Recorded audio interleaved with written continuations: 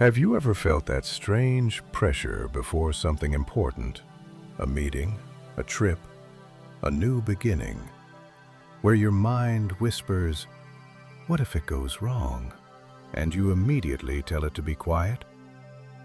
We've all been taught to stay positive, to not think about failure.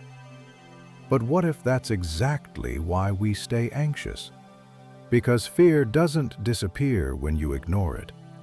It just waits for the right moment to return. If you stay with me until the end of this video, you'll learn one quiet habit that turns that fear into peace. A simple way to prepare for what might go wrong so you can finally move forward without the weight of worry. It's not pessimism, it's practical calm. And by the time we're done, you'll see how imagining failure can make you fearless. Before we begin, take a breath.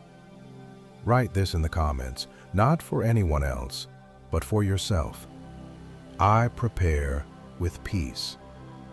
Because that's what this story is really about. How foresight becomes freedom. I used to think that thinking about failure would make me nervous. Now I know. It's what keeps me calm. There was a time when I avoided imagining what could go wrong.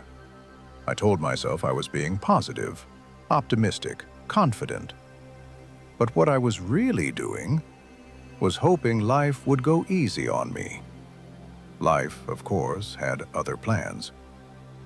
One memory stands out. It was years ago. I was about to give a talk at a large event. I'd practiced for weeks. Everything seemed perfect. Until 10 minutes before I went on stage, when the projector failed. My slides wouldn't load, my notes were half digital, and my hands started to shake. In those few minutes, I learned how quickly confidence melts without preparation. The talk went on, but my focus was split between speaking and silently panicking. Afterwards, someone said, "You did great." I smiled, but inside I knew it could have been better. That night, back in my hotel room, I wrote a single sentence in my notebook. Next time, imagine everything that could go wrong and be ready for it. That was the beginning of what I now call my pre-mortem habit. A pre-mortem sounds grim, but it's actually an act of kindness. It means imagining a project, a trip, or a plan, and pretending it's already failed.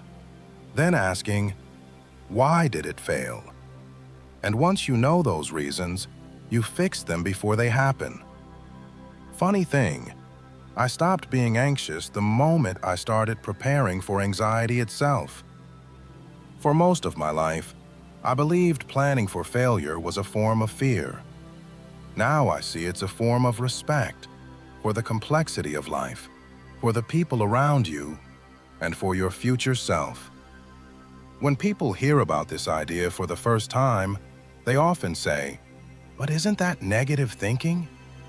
I smile and tell them, no, it's practical optimism. Because real optimism isn't believing everything will go right. It's believing you'll stay grounded even when it doesn't. I've used this method in so many parts of life, at work, at home, even in my health. And that's where this story really began to unfold. At the startup I once advised, we were preparing to launch a new product. The excitement was electric. Whiteboards full of ideas, coffee cups everywhere, late-night brainstorming sessions.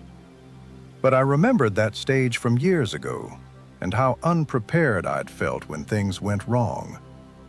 So I gathered the team and said, "Before we go live, let's do a pre-mortem."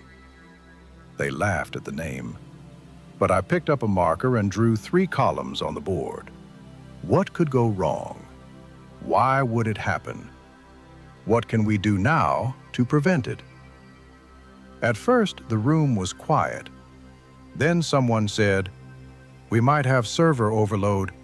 Another added, "We could lose key files." Someone else mentioned, "Customer questions might flood our inbox." Within 10 minutes, the mood shifted from nervous anticipation to calm confidence. We stopped guessing and started preparing. By the end of the hour, we had created safety nets for every major risk, backups, extra staff, test runs, and a plan B for each step. When launch day came, yes, a few things went wrong, but none of them surprised us, and that made all the difference. I realized something simple that day. Preparedness doesn't kill excitement, it steadies it. It doesn't dampen enthusiasm, it anchors it. When you prepare for what might go wrong, you protect your energy for what might go right. Preparation isn't fear, it's faith made practical. At home, I began using the same idea. Before any family trip, we'd take 10 minutes to think through what could go wrong. Forgotten passports? Lost luggage? A flat tire on the way to the airport? We'd list each one and add a line beside it. Here's what we'll do if it happens. It became a family ritual, half planning, half laughter. My daughter would grin and say, "Okay, what's Dad's next disaster scenario?" And I'd smile back, "No disasters, just dry runs." That small habit changed our travels. We argued less, forgot less, and relaxed more because we'd already imagined the chaos and written our way through it. I started bringing the same idea into my personal habits. When I wanted to start waking up earlier, I did something unusual. Before setting any goals, I wrote a failure list. I'll stay up too late. I'll hit snooze 5 times. I'll lose motivation after 3 days. Then, next to each one, I wrote a simple pre-solution. Set a bedtime alarm. Put the phone across the room. Prepare breakfast the night before. That list didn't guarantee perfection, but it made success easier. Because I wasn't relying on willpower, I was relying on foresight. One of the calmest sentences I've ever written to myself was this: "I will probably fail in small ways, and that's okay. I'll prepare to recover." That's the heart of pre-mortem habits. They don't stop failure, they soften it. They don't eliminate risk, they make risk survivable. I used to think calm people were naturally fearless. Now I know they're just better prepared. You can't control every wave, but you can check the lifeboat before you sail. I once shared this method with a young team leader who was terrified of making mistakes. He said, "I feel like I have to get everything perfect." I told him, perfectionism is just fear wearing a nice suit. Then I showed him how to do a quick pre-mortem before his next presentation. He wrote, "If this goes wrong, why?" And his list said, "I might rush. I might forget key points. I might lose connection with the audience." Beside each one, he added a line of calm protection. Practice pacing aloud. Write 3 key words on each card. Make eye contact with one person per paragraph. After the presentation, he told me something I'll never forget. "I didn't feel nervous," he said, "because I'd already met my fears on paper." That's the gift of this practice. It turns fear into a checklist, and checklists don't scare you. Most of our anxiety lives in the shadows of what if. When you drag those shadows into the light, they shrink. You don't have to fight fear, you just have to give it structure. The truth is, Most disasters don't happen in the moment. They happen in the absence of preparation. We don't stumble because the path is hard. We stumble because we didn't look down first. And there's no shame in that, only a lesson waiting to be learned. A friend once told me, "I don't like to think about failure. It feels unlucky." I said, "Failure doesn't arrive because you imagine it. It visits because you ignore it." He laughed and said, "That's the nicest way anyone's ever told me to be more careful." The people who sleep best at night are the ones who've already thought about what might wake them up. So let's make this practical. Before you begin your next project, trip, or change, try this 3-step practice. Step 1. Take 10 minutes before you begin. Pause before diving in. Set a timer and ask, if this doesn't go as planned, why not? That short question opens the door to foresight. Step 2. List 3 failure scenarios. Write 3 simple lines. No drama, no judgment, just honesty. For example, we might miss the deadline. We might miscommunicate expectations. We might lose focus halfway through. Now, beside each one, add a safeguard. Add buffer time. Confirm expectations in writing. Schedule a midpoint check-in. Small acts of foresight. Big difference in peace. Step 3. Save and review. Keep that list visible on your phone, your desk, or taped to your wall.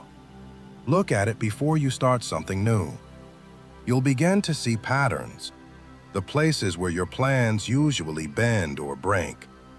Those patterns are wisdom in disguise, because once you see them, you stop fearing the unknown. You start preparing for it instead. And preparation, I've learned, is what transforms anxiety into calm. Over time, your brain starts to think 2 steps ahead automatically, not as a worrier, but as an architect of peace. When people tell me, I don't want to jinx it by thinking negatively, I smile and say, you're not predicting failure, you're protecting peace. Because pre-mortems aren't about bad luck.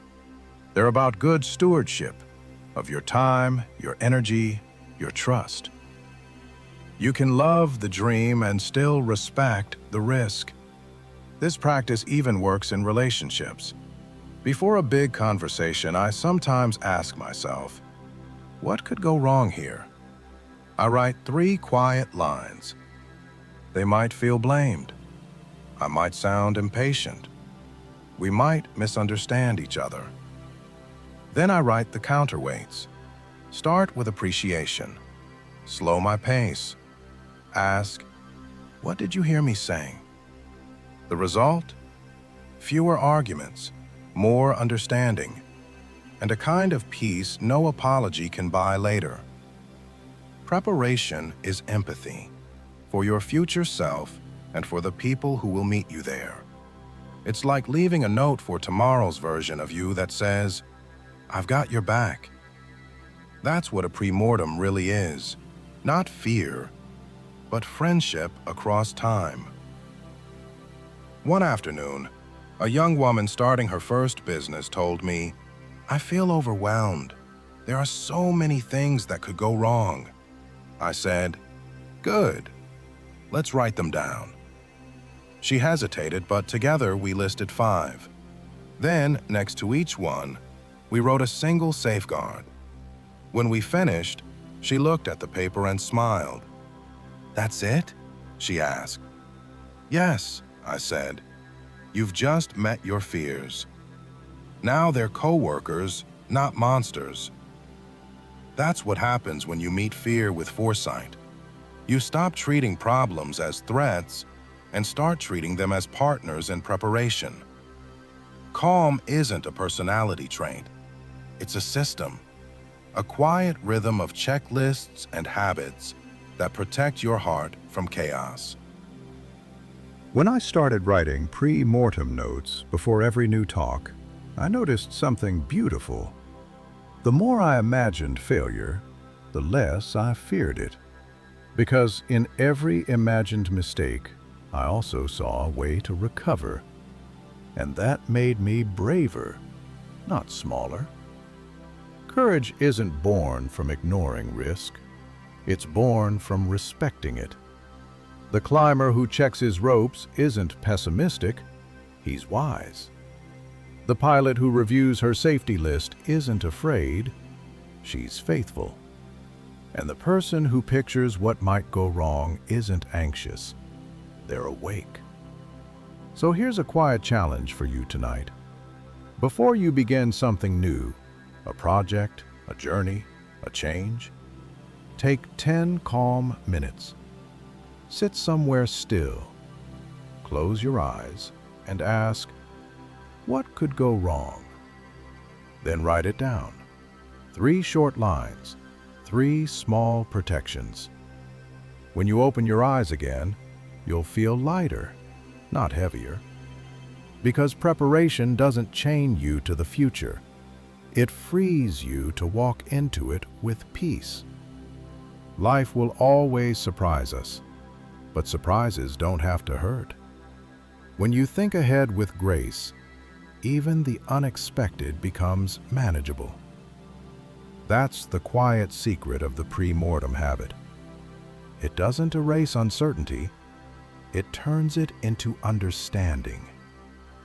I used to fall asleep replaying what went wrong today. Now I fall asleep imagining how to help tomorrow go right. And that shift, from regret to readiness, changed everything. Tomorrow may never come, but today is here, waiting for you to prepare it with grace.